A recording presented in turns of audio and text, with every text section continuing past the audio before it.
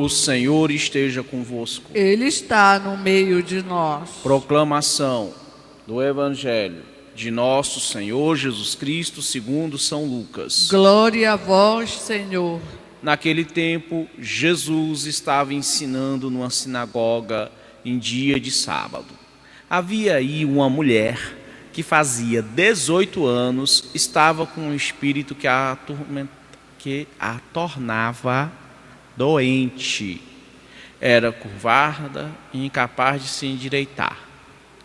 Vendo-a, Jesus chamou-lhe e lhe disse: mulher, estás livre da tua doença. Jesus colocou a mão sobre ela e imediatamente a mulher se endireitou e começou a louvar a Deus. O chefe da sinagoga ficou furioso, porque Jesus tinha feito uma cura em dia de sábado. E tomando a palavra, começou a dizer à multidão: existem 6 dias para trabalhar. Vinde então nesses dias para serdes curados, mas não em dia de sábado. O Senhor lhe respondeu: hipócritas, cada um de vós não solta do curral o boi ou o jumento para dar de beber, mesmo que seja dia de sábado? Esta filha de Abraão, que Satanás amarrou durante 18 anos, não deveria ser libertada dessa prisão em dia de sábado? Esta resposta envergonhou todos os inimigos de Jesus, e a multidão inteira se alegrava com as maravilhas que ele fazia. Palavra da salvação. Glória a vós, Senhor. Pelo Evangelho anunciado, sejam nossos pecados cancelados. Amém. Caríssimos irmãos, caríssimas irmãs, antes de tudo, o nosso boas-vindas a todos e a cada um de vós que estáis hoje aqui na Basílica, Santuário e Paróquia de Nossa Senhora de Nazaré do Desterro. E a você e a todos vós que nos acompanhais pela Rede Nazaré de televisão e pela rádio web Basílica de Nazaré. Sejam todos bem-vindos ao Santuário da Rainha da Amazônia. Domus Dei et Porta Coeli, Casa de Deus e Porta do Céu. Caríssimos, no Evangelho de ontem, nós vimos que os fariseus tentaram colocar Jesus de novo em maus lençóis, perguntando a Jesus qual era o maior dos mandamentos. E o Senhor respondeu que é amar a Deus sobre todas as coisas e o próximo, que é o segundo, que é semelhante ao primeiro, e amar ao próximo. Então, amar a Deus é o primeiro mandamento, e o próximo. Aqui está. O próprio Jesus vai nos dizer que toda a lei e os profetas dependem destes 2 mandamentos. Mas presta atenção, quando no Antigo Testamento nós falamos em lei, significa a lei de Moisés. Não só os 10 mandamentos, porque no Antigo Testamento nós vamos ter 613 mandamentos. Isso mesmo, 613 mandamentos. 613. Dos quais os 10 mandamentos são o núcleo duro. E o núcleo do núcleo, Jesus vai deixar bem claro, é o primeiro e o segundo mandamento. Acontece que os fariseus, com a sua mania de minúcias, o seu detalhismo, chegaram ao absurdo de trocar o principal pelo acessório, de colocar em primeiro plano o que estava em segundo e o que estava em primeiro em segundo plano. Eles distorceram a interpretação da Sagrada Escritura, dos mandamentos da lei de Deus. E isso é um problema gravíssimo que ainda hoje nós temos e que nós corremos o risco de fazer, o que é pior, que a interpretação de texto é uma das coisas que mais reprova em prova de vestibular, de Enem, de concurso. E às vezes não precisa ser muita coisa, não. Às vezes uma simples, a falta de atenção e você não sabe o que te perguntaram e nem sabe o que é que você está respondendo. Então é preciso estar atentos. Estar atentos. E aprender com Jesus, porque Jesus nos ensina. Está aqui. A chave de leitura de toda a Sagrada Escritura é amar a Deus sobre todas as coisas e o próximo como a si mesmo. Ora, confrontado hoje com essa situação, Jesus, comovido com a situação que esta pobre mulher se encontrava, sofrendo há tantos anos com essa doença que a envergava, ele se compadeceu, estando lá na sinagoga, em dia de sábado, ele foi e realizou esta cura. O chefe da sinagoga, em vez de ficar feliz, ficou furioso. Por que ele ficou furioso? Porque ele estava atento aos detalhes. Hoje é sábado, hoje é o Shabá, é o descanso. Ora, curar as pessoas é um trabalho. Se Jesus estava trabalhando no dia de sábado, logo Jesus estava quebrando o mandamento. Essa é a acusação que o chefe da sinagoga faz contra Jesus. Mas ele perdeu a noção do que era central na lei de Deus. E Jesus vai desmascará-lo. Desmascará-lo. E a todos que lhe deram razão. Não, Jesus, você está errado, viu? É sábado, é dia de descanso, a lei de Moisés manda ficar quietinho. E Jesus diz: hipócritas, fingidos, mascarados, vocês todos os sábados tiram o jumento e o boi do curral para levar para beber água. Isso também não é um trabalho? Mas você não deixa de fazer, não é? Quer dizer que o teu boi, com o teu boi, pela causa do teu boi, tu podes quebrar o sábado e eu não. Mas acontece que eu não quebrei o sábado. Eu estou aplicando a lei de Deus, que manda amar ao próximo. Amar a Deus sobre todas as coisas e o próximo como a si mesmo.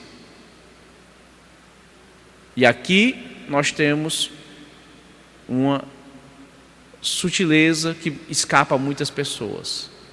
É um triângulo de 3 lados perfeitos. Não é possível amar a Deus se eu não amo o próximo. E se eu não amo a Deus e o próximo, eu não amo a mim mesmo. Então, para amar o próximo, eu tenho que amar a Deus. Para amar a Deus e ao próximo, eu tenho que amar a mim mesmo. Se eu já estou amando a mim mesmo, eu já estou amando a Deus e ao próximo. Mas não é o amor do mundo, é o amor de Deus. Olhe lá, preste atenção no serviço. Então Jesus disse: olha, eu estou cumprindo o mandamento. O mandamento não manda amar a Deus? Amar não é cuidar, não é socorrer? Ela estava precisando de socorro e eu a socorri. Você socorre o seu boi e o seu jumento e nem por isso você sai por aí dizendo que está quebrando o sábado. Que conversa é essa? Então hoje nós temos que ter esse cuidado de conhecer bem as coisas, os termos, não só da religião como da ciência. Porque hoje muitos querem distorcer as coisas, querem fazer o certo passar por errado. Um escritor católico inglês chamado Chesterton, ele disse o seguinte: chegará o tempo em que nós teremos que dizer para o mundo que a grama é verde. Alguém dirá, mas precisa dizer para alguém que a grama é verde? Não é um óbvio? É, minha gente, mas às vezes o óbvio não é evidente. Deveria ser, é um contrassenso, né? Óbvio não é sinônimo de evidente, mas às vezes para muitos não é. E tem aqueles que, por equívoco ou por má fé, querem fazer o certo passar pelo errado. querem colocar a primazia do sujeito sobre a realidade objetiva. E já nos ensina Santo Tomás de Aquino, que a verdade é a adequação do sujeito à verdade objetiva. Se eu disser para vocês que este microfone é um elefante verde com bolinhas rosas, vocês estão vendo? Eu pergunto, é um elefante verde com bolinhas rosas? Não, é um microfone. Então tem algum problema, não tem? Ou entre o objeto ou o sujeito. Mas se todos nós estamos vendo que é um microfone, então não é um elefante. Então o problema está no sujeito, que não quer encarar a realidade como ela é. E aí nós vemos essas distorções de pessoas que querem fazer o errado passar por certo. Como muitas vezes a gente vê em determinadas novelas. Coisas que não existem, não tem cabimento do ponto de vista da ciência. Se você pegar a ciência, não estamos falando em filosofia, teologia, moral. Ciência pura e simples. Você só tem dois sexos. O masculino e o feminino. Pronto. Isso é uma questão de biologia, de física e de química. E de matemática. Pronto. Simples, óbvio e evidente por si mesmo. Quem disser o contrário, aí nós temos que fazer a pergunta: por que está dizendo o contrário?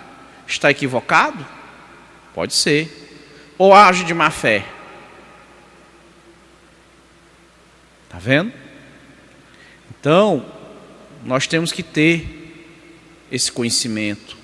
Conhecimento da palavra de Deus, conhecimento das ideias que andam pelo mundo,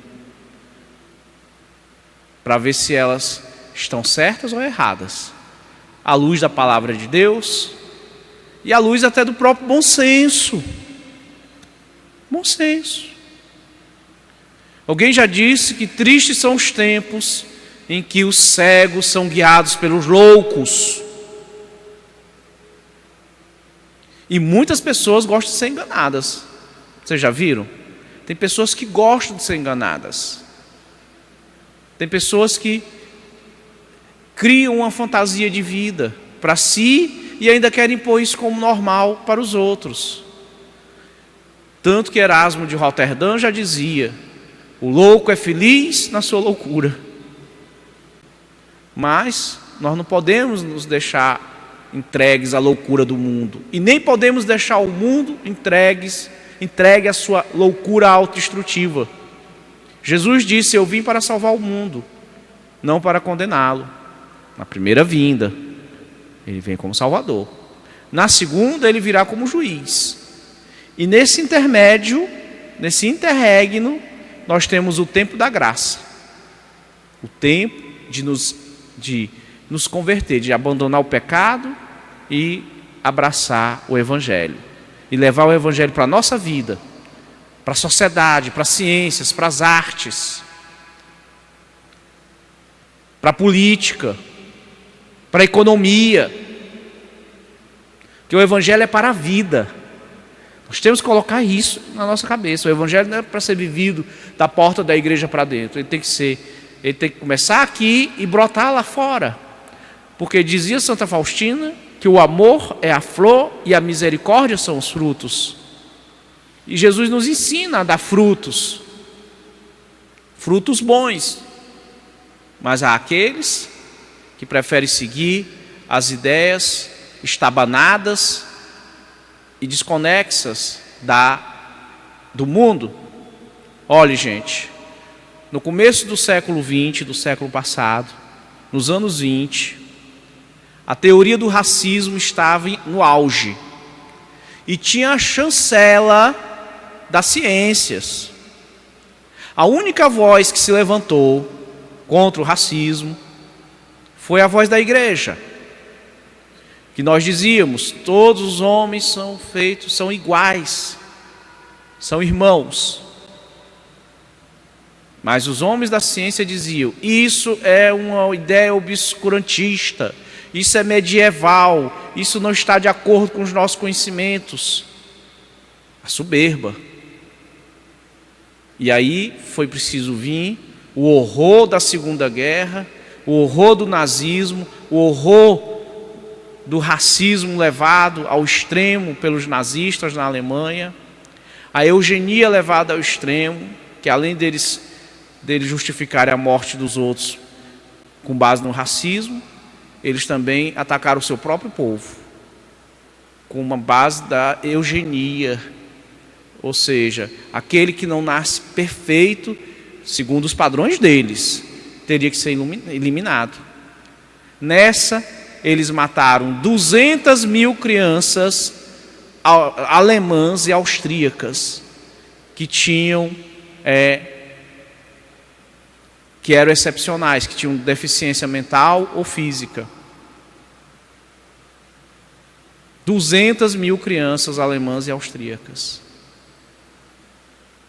Veja só. E tudo isso embasado numa ciência. Numa ciência que nós sabemos hoje que era falsa. Uma falsa biologia usavam os nazistas. E os seus irmãos gêmeos, os marxistas, usam uma falsa sociologia. Isso, uma falsa interpretação da vida social. Então nós temos que estar atentos, porque eles são capazes de usar a lei. Estes a lei do mundo para oprimir o próximo. E o pior, nós temos aqueles que se assenhoram da palavra de Deus para ludibriar os incautos. E como tem incautos, né? Nos Estados Unidos, um membro de uma seita deu um grande desfalque numa empresa. Na empresa em que ele trabalhava, ele tinha um cargo elevado. Aí ele chegou no tribunal, a justificativa dele qual foi? Jesus queria que eu fosse rico. Jesus queria que você fosse rico? Bom, pode ser que ele quisesse, mas ele não queria que você quebrasse o mandamento, não roubarás. Está vendo? Então, meus irmãos e minhas irmãs, vamos aprender de Jesus, que é manso e humilde de coração e nos ensina a viver segundo os mandamentos da lei de Deus. Louvado seja nosso Senhor Jesus Cristo. Para sempre seja louvado.